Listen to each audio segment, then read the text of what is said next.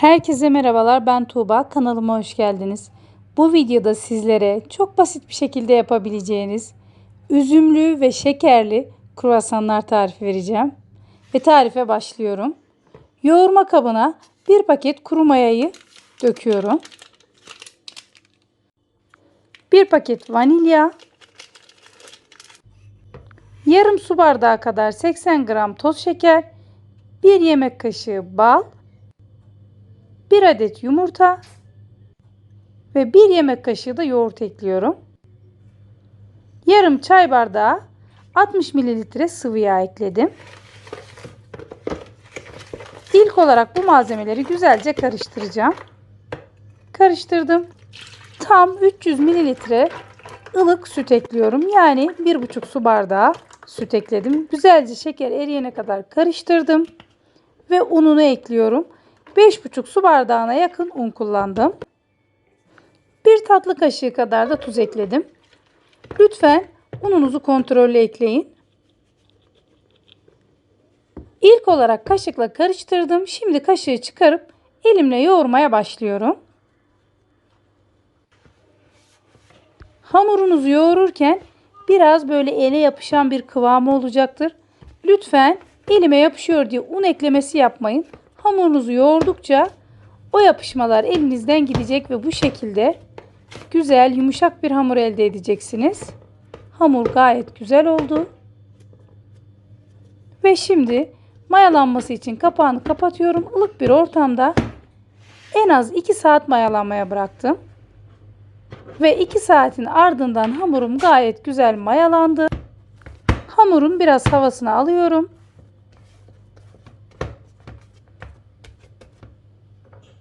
Ve biraz sıvı yağ kullanarak hamurun her yerini yağlayacağım. Videomu buraya kadar izleyenler ufak da olsa bir yorum bırakırlarsa çok mutlu olurum. Hamuru tezgahın üzerine aldım ve şimdi tekrar sıvı yağ ile yağlıyorum.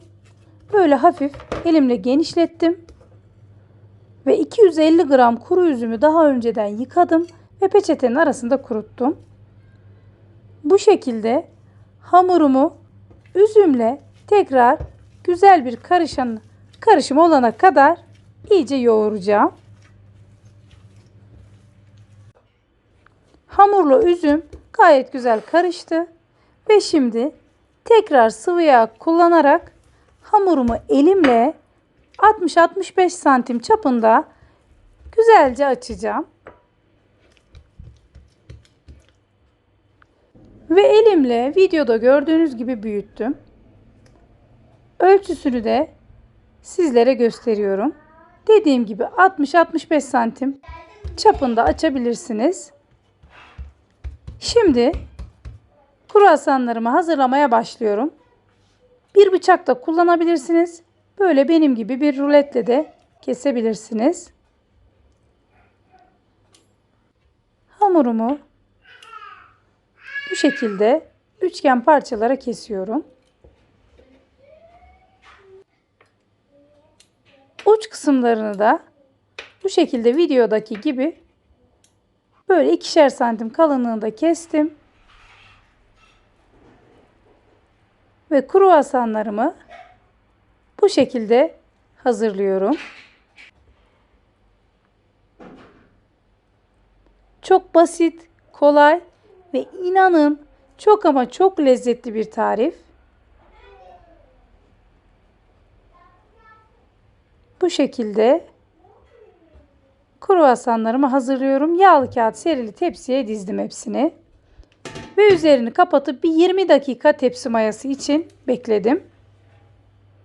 Şimdi üzerlerine bir yumurta ve 1 yemek kaşığı sıvı yağını güzelce çırpıp süreceğim.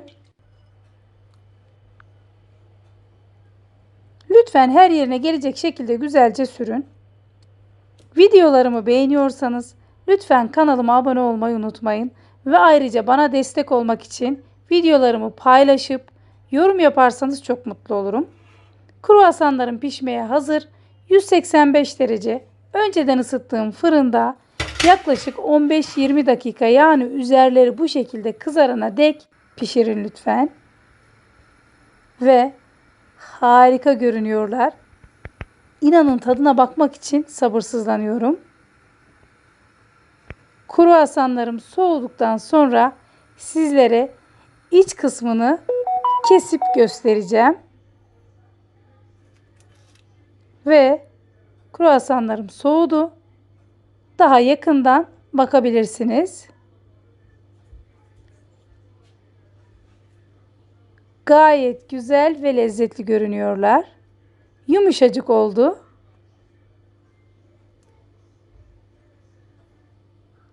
Ve şimdi kruvasanımı kesip sizlere iç kısmını da göstereceğim.